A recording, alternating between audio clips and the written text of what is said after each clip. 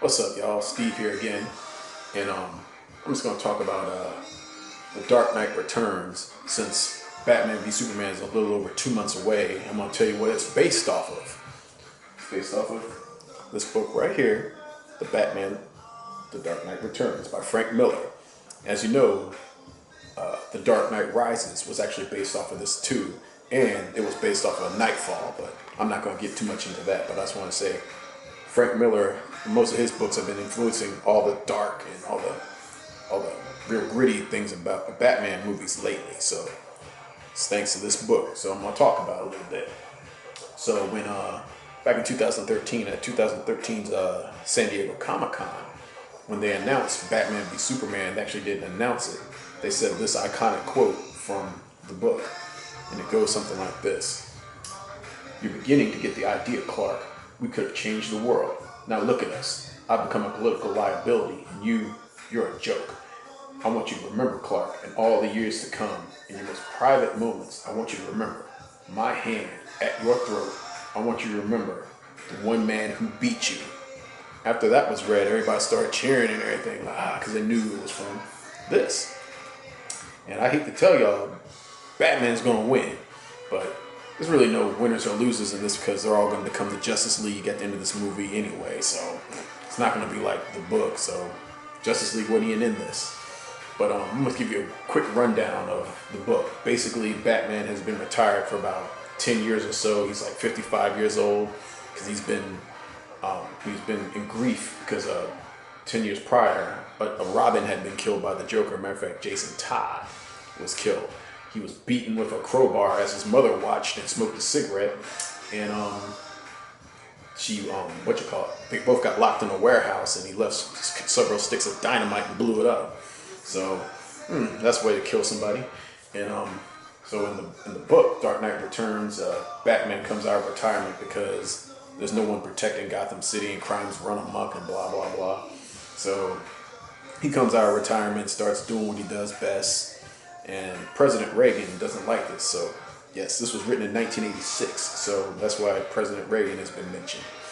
And so President Reagan sends Superman to Gotham City to talk to Batman, talking about, hey, you guys stay in retirement, go back, go away, and this and that. And Batman's not hearing it. He's like, all right, well, next time I see you, I'm going to have to stop you. And then Batman's like, well, may the best man win. So series of events happen through the book, and the Joker actually commits suicide and makes it look like Batman killed him and everything. I mean, it's real. This is not for kids to be reading this. And basically, after all this stuff and everything, blah blah blah, we jump to President Reagan doesn't like what Batman's still doing, so he sends Superman to actually stop him. And so they meet up in Crime Alley where Batman's parents were murdered. So they have a fight and everything. They start fighting and everything. But before I jumped ahead a little bit.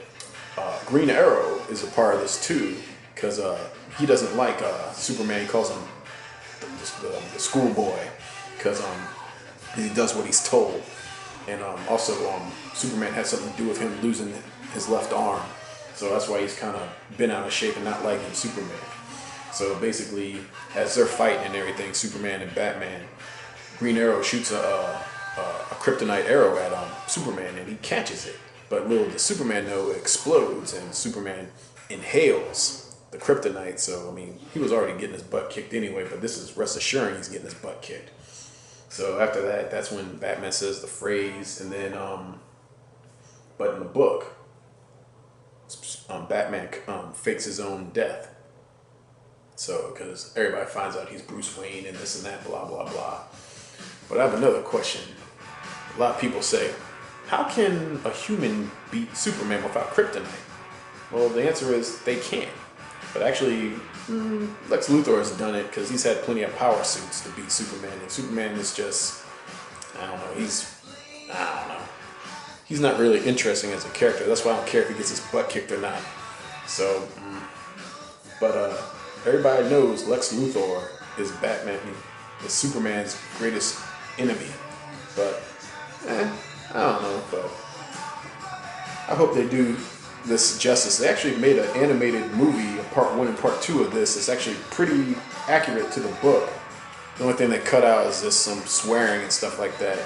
That's other than that, it's you can read it just like 300, which was a Frank Miller book too. So tell me what you think about my little video here, and if you're ever interested, you can still buy this book. It's still for sale. I mean, you got until March something to read it, or if you can just ask me and I can tell you everything you want to know. All right, take it easy, and I can't wait to get out of this damn snow.